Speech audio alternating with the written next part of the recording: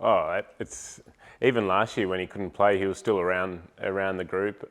He was still with us. So, I mean, I don't think any of the boys know what it's like not to have him around because he's just so heavily invested in the group. Whether he's away playing tests and sending messages, because he's such a big cricket snuff. You know, he finishes a day of test cricket and then he watches us play during the night, and he'll usually send a few texts off to the boys after the game and give his 2 cents worth. So he's heavily invested in the club and always has been. But I think it's good just to have that announcement nice and early in the season, get it out there, and especially give the fans and the supporter base something to look forward to come the back end of the season. So Steve Smith at the SCG, the last time he was there, you won a title. Have you talked to him about that and sort of those memories? Not specifically, but I remember that season well, and him like mentioning a few times to the group and to me personally just how much he enjoyed that year.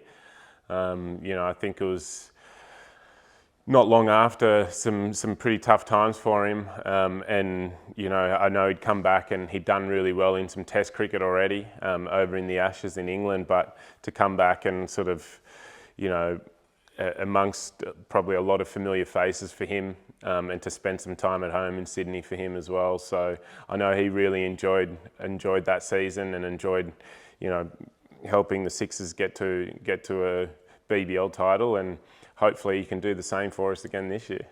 And just finally, like a guy like him comes in, it obviously boosts your squad, but you've got a pretty solid squad already. He's just sort of one of the boys. He is, and he's going to have to be playing well if he wants to get a start. It's a tough squad to break into, and we've got a lot of good batters around, and I'm sure he'll be fine, but unfortunately it does mean that someone that's ready and probably should be playing in the Big Bash misses out. But I think that's part of the reason why the Sixers have been so good over the last, I'd say 4 years now.